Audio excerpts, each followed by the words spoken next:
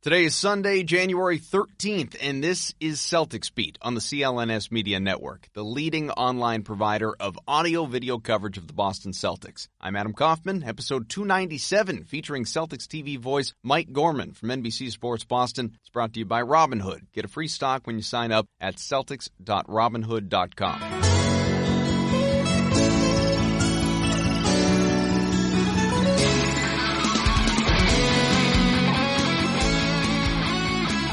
Hey, what's going on? Welcome to another edition of Celtics Beat, 2019 edition, right? Let's jump into it because we got a lot to cover in a short period of time. C's have been a little up and down lately, but for the most part, they've played great basketball since just before Christmas and even going back to the new year. One of the best offenses and defenses in the entire NBA.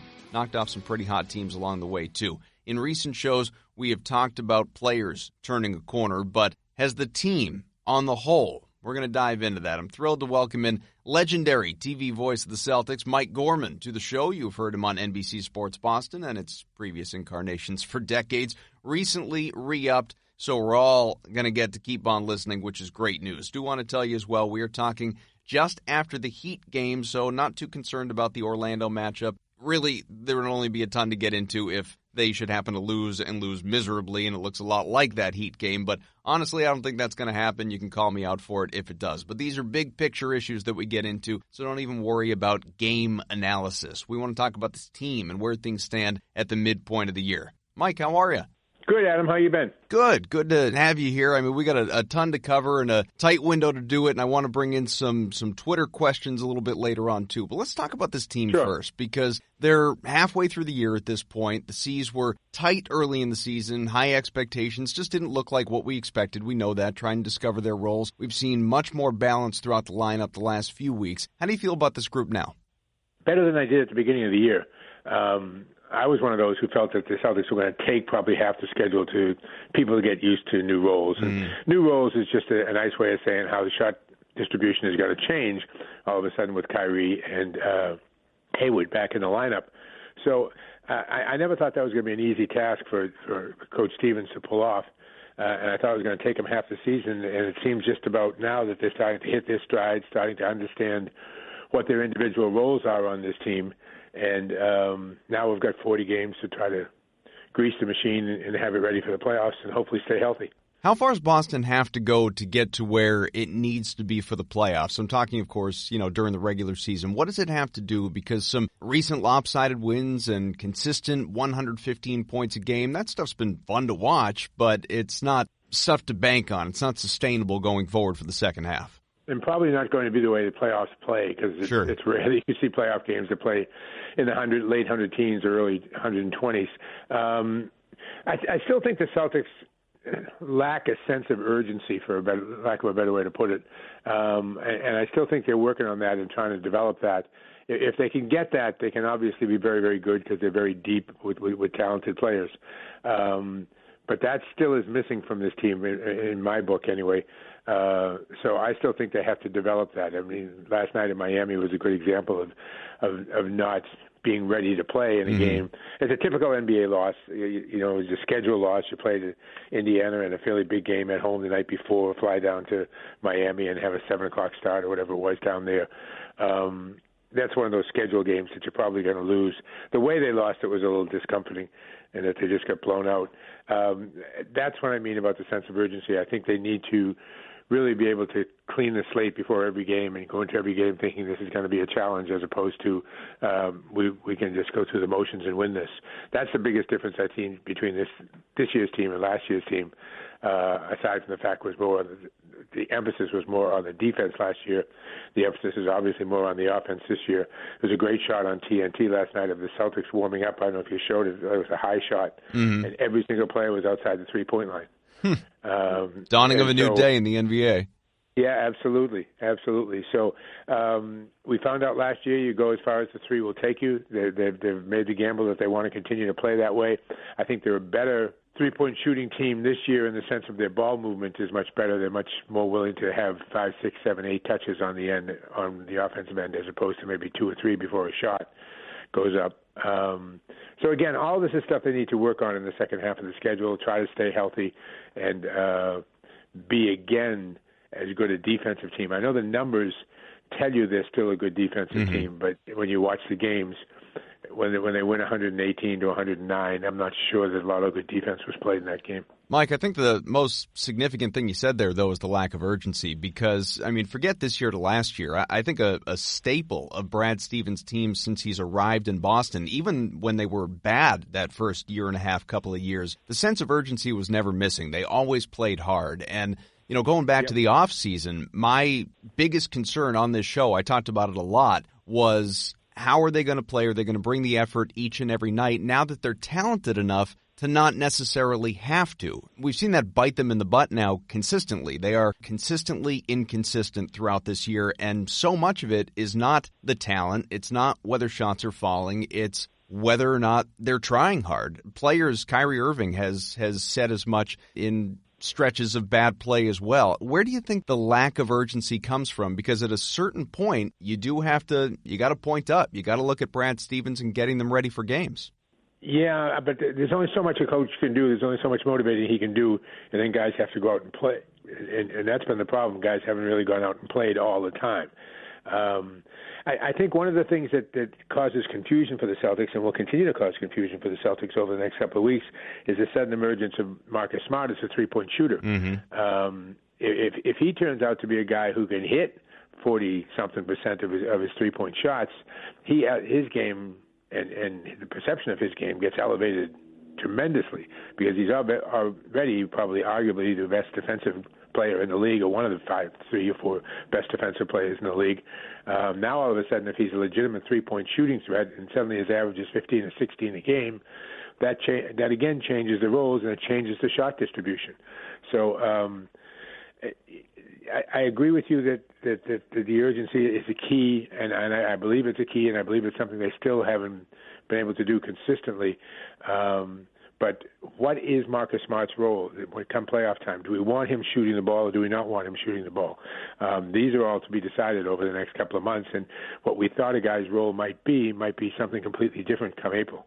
I want to do more on Smart and his three-point shooting because it's a fascinating topic to me. But first, just kind of, I guess, going back to roles and urgency and the overall feel, especially since as the TV voice of the team and traveling with the team and having been around for years and years, never mind just this season, you're behind the scenes, which most of us are not. How's this team get along? Is it one big happy family? Are the younger players and vets at all clicky with one another? Is there any sort of disconnect? You know what I'm saying? I don't see much. I see some of the leader is Al, and he leads just by kind of example, and he's such a solid citizen. It's made them this way. I've always believed that, and this is not meant as any knock to Brad at all, but I've always believed that in college teams mirror the personality of the coach, and in the pros teams mirror the personality of their best player. And the best player on the Celtics is obviously Kyrie, and Kyrie is willing to lead to a certain extent, but is also going to step aside to the seniority of Al Horford, who is, again, a very quiet, soft-spoken guy. And I think the team kind of takes the lead from that. They're not an outspoken bunch. You don't have a lot of guys going off in the locker room after games. They're a pretty quiet bunch, and on the road, from what I can see,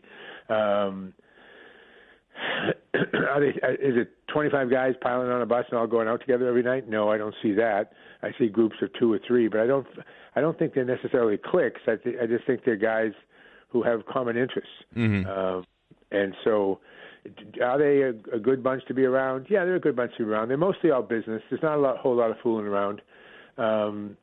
It used to be that when we traveled with KG and that crazy bunch, it used to be that they traveled in the back cabin. There was a first-class cabin and the first-class cabin, and then the rest of the plane. Every seat was a first-class seat, but the way they were arranged, the players were in back with us. So I could see them in their card games. I could see the personalities. You could hang around and just kind of watch the whole scene. The way we fly now, the players are way in the front of the plane, the coaches are in the middle of the plane, and the media is in the back of the plane.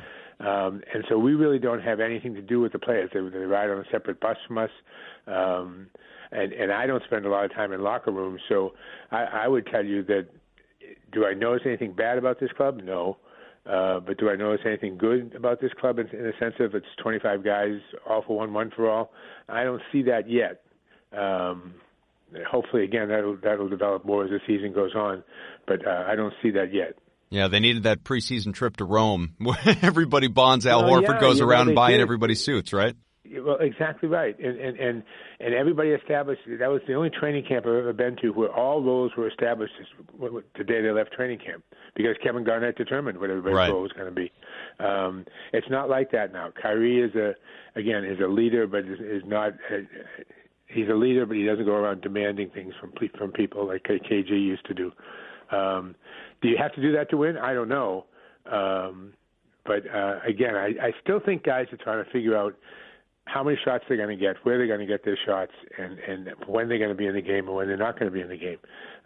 Gordon Hayward is learning to play the game more below the rim than above the rim. I mean, he's got great basketball instruments. He's a really, really good basketball player. But he's still not back to where, I think he would tell you, he's still not back athletically to where he was before. So he's learning to play the game a little differently.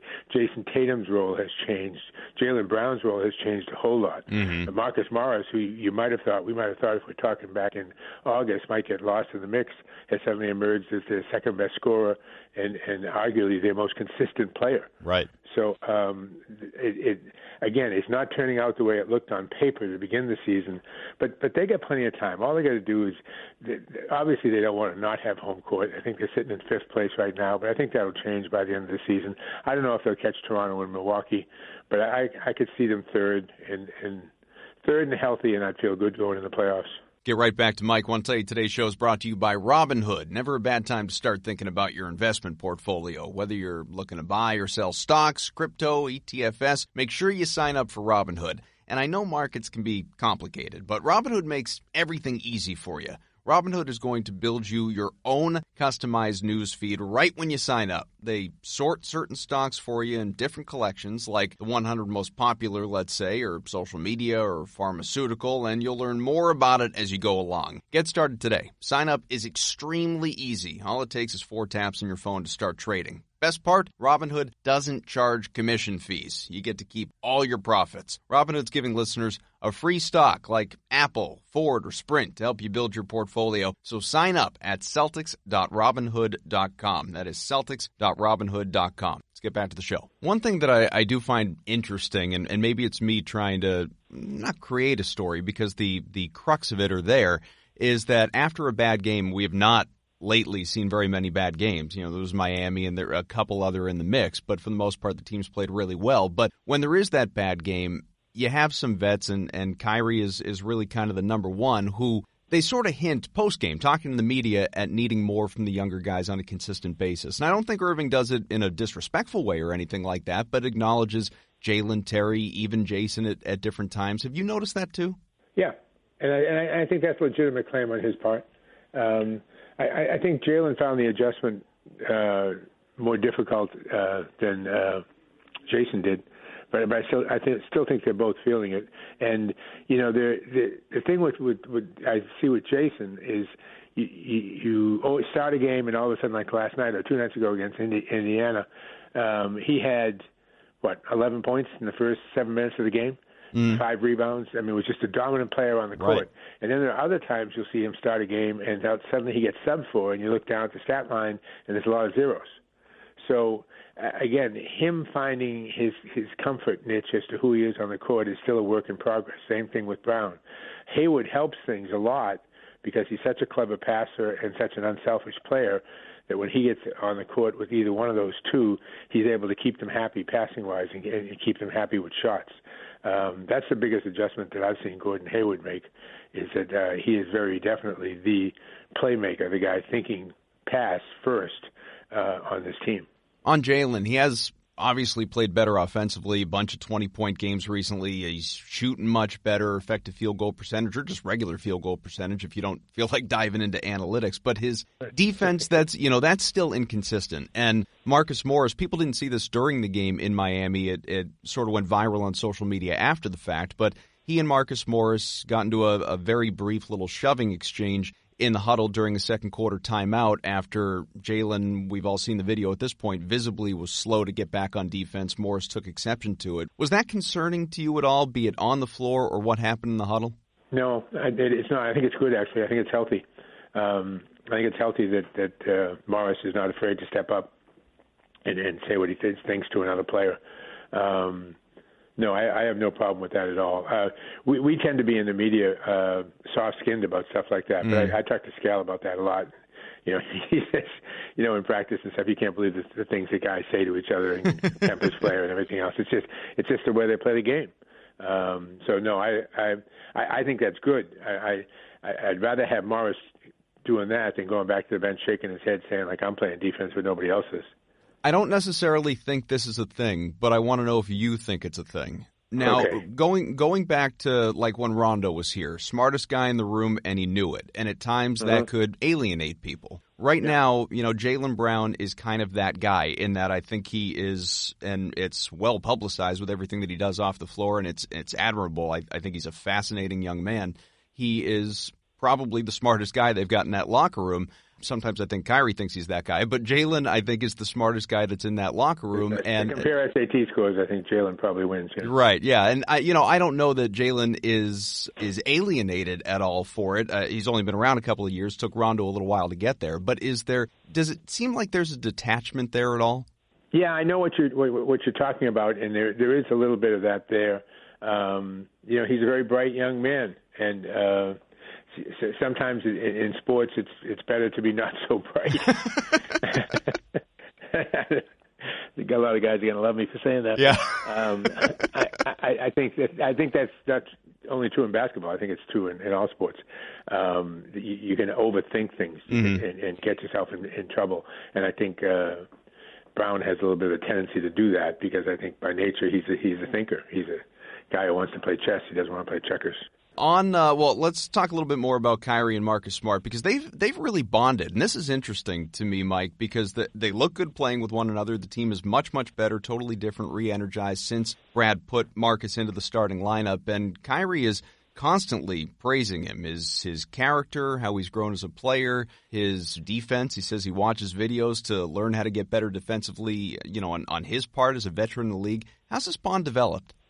I'm not sure I totally agree with you in the sense that it's special between them as opposed to between others. That Marcus Smart makes you play differently when he's on the court because he just plays so hard. That block last night was one of the best defensive plays of the year. Oh, it was great.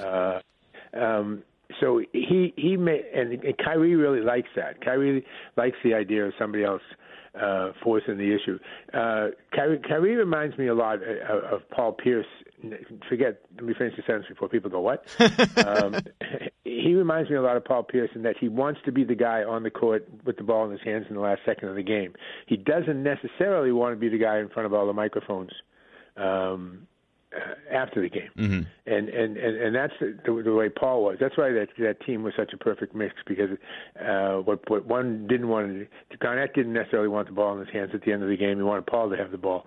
Yet in the press conference afterwards, Garnett would be the spokesperson and Paul would sit there and watch. Remarkably so, considering how he has evolved into a very good television broadcaster now. Yeah. But anyways, get back to your original bonding of Smart and Kyrie.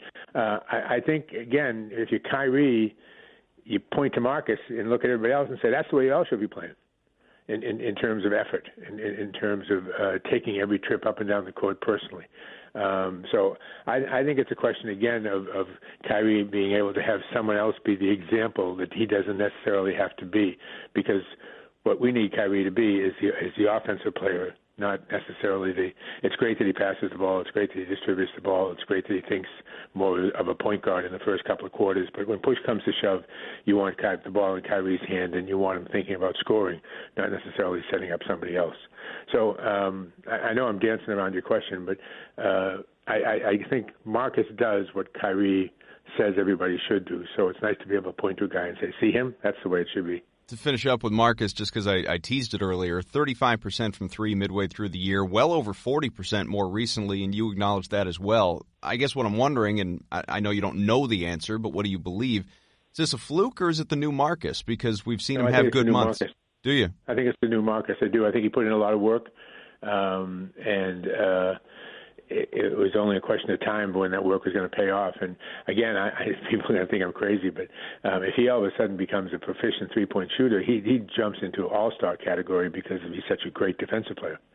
And again, that changes what the look of the Celtics is, because instead of wanting Marcus Smart out there for 28 minutes or 25 minutes of a game and shooting the ball 3 or 4 times, you might want him out there shooting the ball 10 or 12 times. That's great, but somebody else is not getting those shots now all of a sudden. So again, those are the adjustments this team continues to make, and what the roles are is it's in pencil right now. It's not yet in ink. You were on this show with my producer, Evan Valenti, over the summer at one point. You guys talked a little bit of Anthony Davis. We know there's all that Anthony Davis conversation that's out there right now, the inconsistency of the Pelicans, the fact that he seems to be a little unhappy or at least unsatisfied there. And, of course, that always will come back to getting attached to the Celtics because of the assets. If he were available, so we have to live in that fantasy land first. But if a deal were to include Jason Tatum or even Kyrie Irving, would it happen? Would Danny Ainge go all in no matter what? He would be tempted, I think. I think Anthony Davis is that special a player, and he's still a young kid. It's interesting you would mention Kyrie in the deal. I think Kyrie is a big hook for Anthony Davis to come here. Right. So much more than Jason Tatum necessarily would be a hook for him to come here. He might admire Jason, think he's a fine young player, but he could match up his game much better with Kyrie. It might be a little self-defeating to try to include Kyrie in a trade to get Anthony Davis. I think the Celtics would do everything they could to make sure that when the dust cleared, if they were to get Anthony Davis, that Kyrie was still on the roster. You weren't sold at that time. Anybody else, I think, is fair game. Yeah, no, I think you're right, and all the picks and everything, too, with the potential 4 first-rounders coming. But over the summer, and this was before Kyrie started to speak out, training camp, preseason, all of that, but over the summer, you weren't necessarily sold on Kyrie Irving returning next year. We know that he has since been over the top about it. He has declared he's returning. But let's do the flip side of that. Do you think the C's are 100% in on him? Is it an obvious he's absolutely coming back? Well, I think the C's want him back 100%. Here's the thing with Kyrie. If I were Kyrie and I was faced with the idea of every single press conference after every single game, I was going to get 5 people asking me the question, how are you going to resign with the Celtics? How are you going to resign with the Celtics? It would be much easier for me to just come out at the very beginning of the year and say, yep, I am. Looking forward to this. This is going to be a really great career here. Looking forward to it. Mm-hmm. Puts an end to all the questions. And then when the summer comes around, we started fresh again. Because believe me, when the summer comes around and people start making offers, everything starts all over again. So I think Kyrie, I don't think he was lying to people. I'm not putting it that way. But I think Kyrie just came up with a good solution as to how to save himself having to deal with that question. And the biggest appeal to Kyrie, I can identify with this in kind of a crazy way. If I were the voice of the Washington Wizards right now, I probably would have retired 3-4 years ago. But being the voice of the Boston Celtics when you grew up in Dorchester, you kind of want to hang on to that for as long as you can. And I think Kyrie grew up in New York City, in and around New York City, and I'm sure somewhere in the back of his mind, being the guy with Kevin Durant or Anthony Davis on the New York Knicks might have been a dream he fell asleep when he was a kid, not knowing who Davis and the other 2 people would be, but the fact that he would be a Knick. So I just don't think you can completely shut the door and say it's a lock that he's just not going to entertain any other offers from anywhere else, and he's just going to sign with the Celtics. I hope he does that. He's a joy to broadcast as a play-by-play guy. You want him on the floor because he just gives you great moments to describe. But am I 100% sure he's going to come back to Boston next year? No. All right, well, I'm hoping... I'm not 100% sure on much of anything. So. Well, I'm hoping people don't panic hearing that, but you know how people are, obviously, on social media. Yeah, again, I want to qualify. I don't mean to panic it. I have no evidence to believe otherwise. No, of course. I just think that at the time, having been to 2 or 3 of the early press conferences around training camp, people were just focused on, will you resign? Will you resign? And if any kind of avoidance of that question on his part would just make people speculate more and more down the wrong road. So the easiest thing for Kyrie to do is saying, like, sure, I have every intention of playing the rest of my career here, which I'm sure he does have every intention right now. as we talk in mid-January, so hopefully that maintains on to July 1st, and it's nice and quick and easy. And again, if you would ask me, because again, I don't want to light up the Twitter sphere here. Sure. If you would ask me what you thought my impression was of what chances he would resign, I would say 80% that he'll resign. Okay. More favorable than not. 100. It's a B. Yeah, exactly. I know you got to run, Mike. We'll save the Twitter questions for the next time. A lot of people wanting to know just things about your broadcasting career, most memorable game, and favorite players you've called games for, and that type of thing. But we will do those another time for sure. This has been a lot of fun as always. Okay, Adam. Anytime, you know that. All right, we'll definitely reach out. I'll get you weekly.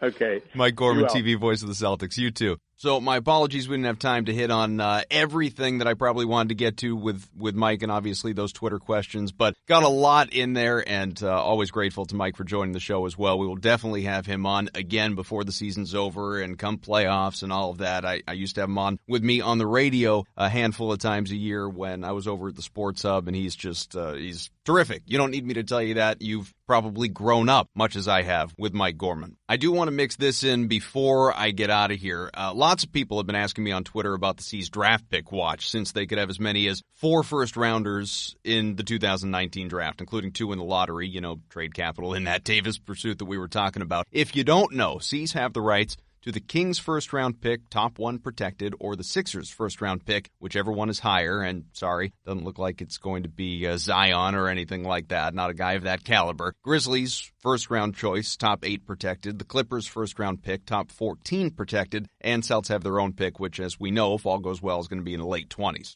As things stood at the midway point of the year, 41 games into the season, the halfway mark. Credit to NBC Sports Boston, by the way, for looking this up and putting an article out about it. Boston would get number 9 from Memphis, number 13 from Sacramento, so 2 in the lottery, number 21 from L.A. and old friend Doc Rivers, and its own pick would be number 23, which we hope gets higher and higher, and by higher I mean up closer to 30, not the other way around. But as we know, lots can change and will change in the coming months. You got a whole half the season to go before we really start thinking about this stuff. So, all that said, another fun show. Time to get out of here. Today's show is brought to you by Robinhood. Get a free stock when you sign up at Celtics.Robinhood.com. Thanks again to Mike, my producer Evan Valenti, mentioned earlier, and to Nick, Larry, John, everybody else at CLNS Media, Mike, Sean, the list goes on and on. But most importantly, most especially, you guys. You guys make this show possible. Appreciate you finding us, be it on iTunes. You can search Celtics Beat, subscribe, leave a review, a rating. We always appreciate it. On Stitcher, on YouTube. You can subscribe to the CLNS Media page on YouTube. Whole lot of great content there. Audio from practices, pregame, postgame, and so forth across all sports, by the way, not just the Celtics, but I know what you're here for. And I tweet out links to the show and things about the Celtics constantly, and I'm always happy to engage. C's have the rights to the Kings' first-round pick, top 1 protected, or the Sixers' first-round pick, whichever one is higher. And sorry, doesn't look like it's going to be Zion or anything like that. Not a guy of that caliber. Grizzlies' first-round choice, top 8 protected. The Clippers' first-round pick, top 14 protected. And Celtics have their own pick, which, as we know, if all goes well, is going to be in the late 20s. As things stood at the midway point of the year, 41 games into the season, the halfway mark. Credit to NBC Sports Boston, by the way, for looking this up and putting an article out about it. Boston would get number 9 from Memphis, number 13 from Sacramento, so 2 in the lottery, number 21 from L.A. and old friend Doc Rivers, and its own pick would be number 23, which we hope gets higher and higher, and by higher I mean up closer to 30, not the other way around. But as we know, lots can change and will change in the coming months. You got a whole half the season to go before we really start thinking about this stuff.